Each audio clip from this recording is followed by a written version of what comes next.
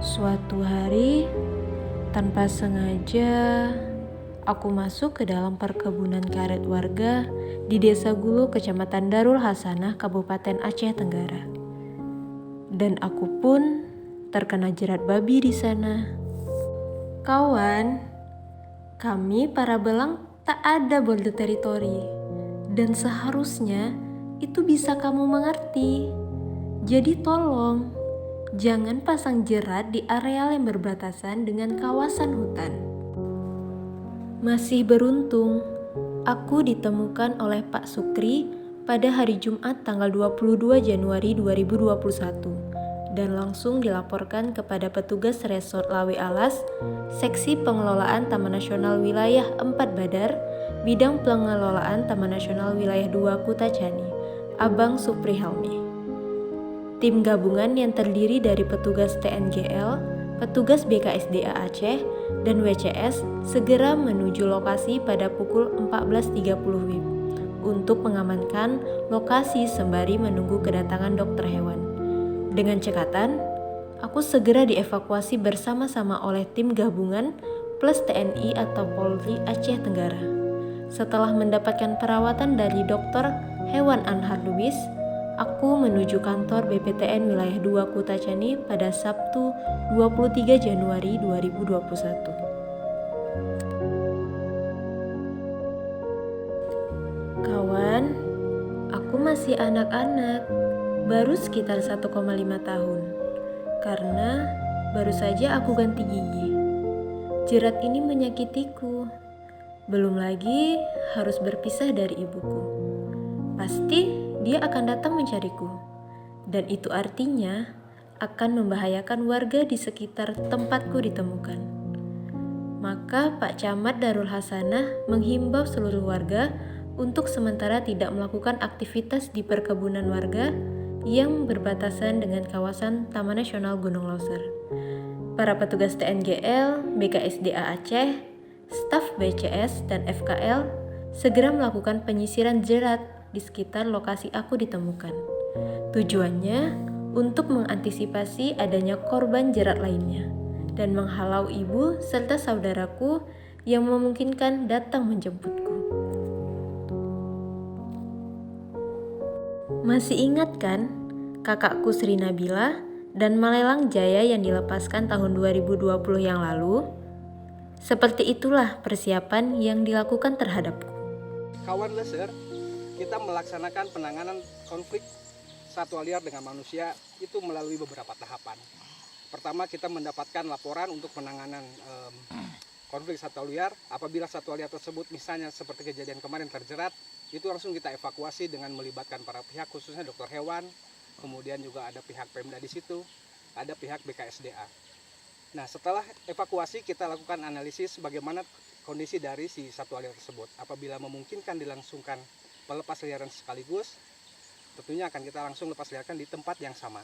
Karena satwa liar yang kena konflik itu merupakan habitatnya asalnya berasal dari tempat yang pertama.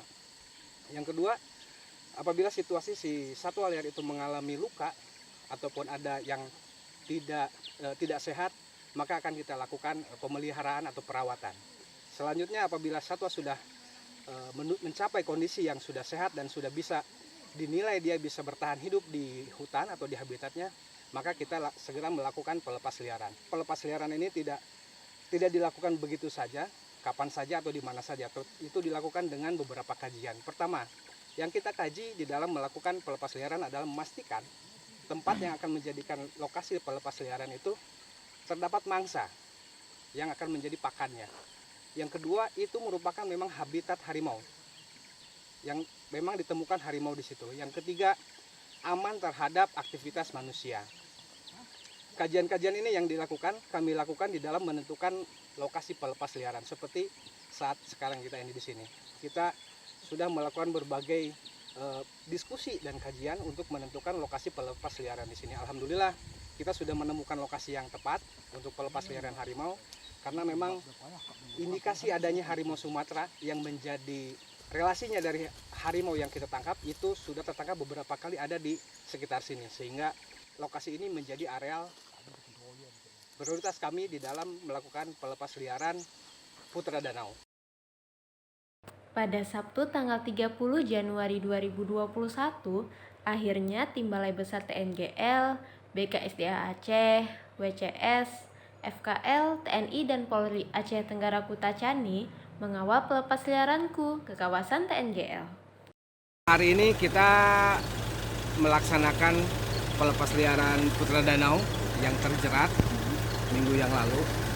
Alhamdulillah kita tadi bisa kita mulai dari kantor bidang Kutacane itu jam 6.15. Kita sudah apel. Ini posisi kita sudah di tengah-tengah antara jalan aspal dengan lokasi pelepas liaran, kurang lebih 2 kilo dari jalan aspal. Perjalanan masih masuk ke dalam sekitar 2 kilo lagi menuju lokasi pelepas liaran.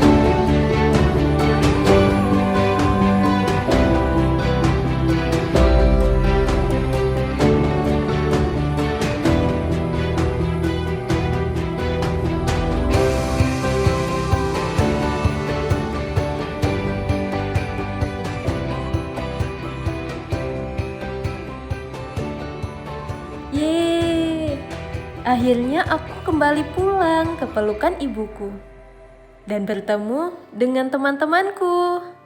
Aku berharap luka pada kaki hingga mengenai tulang ini akan bisa segera sembuh seiring waktu. Aku berdoa semoga tak ada lagi korban jerat lainnya, baik itu di dalam kawasan maupun di sekitar kawasan yang berbatasan dengan kawasan TNGL, karena kami tidak mengenal batas kawasan. Percayalah kawan, satu kebaikanmu dengan tidak memasang jerat adalah doa kami para satwa liar untuk kebaikan hidupmu. Terima kasih untukmu kawan, karenamu aku akan selalu ada di bumi Loser, terpatri indah dalam cerita sampai akhir hayat, karena kamu adalah kawan Loser.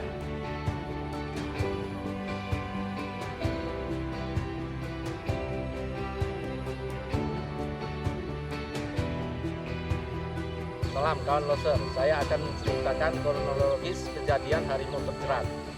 Di sini saya akan menceritakan pada hari Jumat sekitar jam 10.00 saya mendapat laporan dari masyarakat yang bernama Supri yang berkebun di blok hutan Desa Mendabel bahwa ada harimau terjerat di blok hutan tersebut.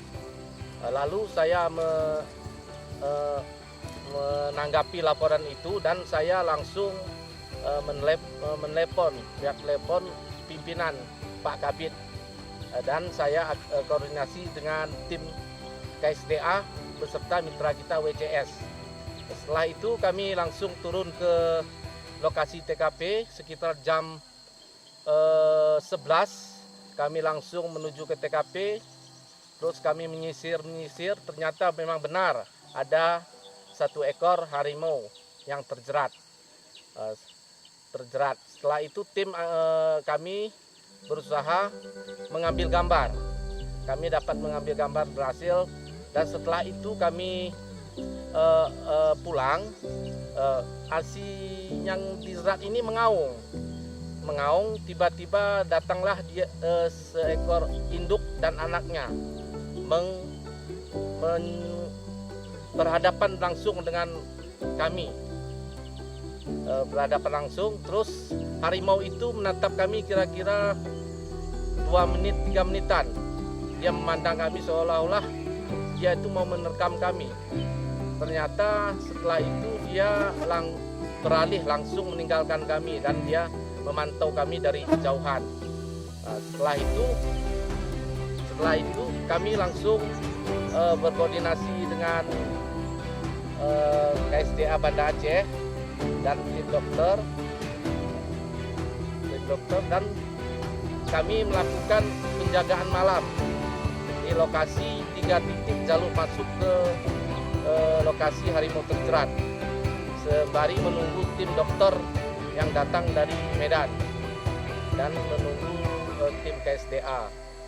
Setelah tim KSDA datang, kami langsung mengevakuasi bersama-sama bersama tim TNGL, KSDA, WCS, FKL, dan para musika, camat, anggota dan ramil, dan polsek dan polres.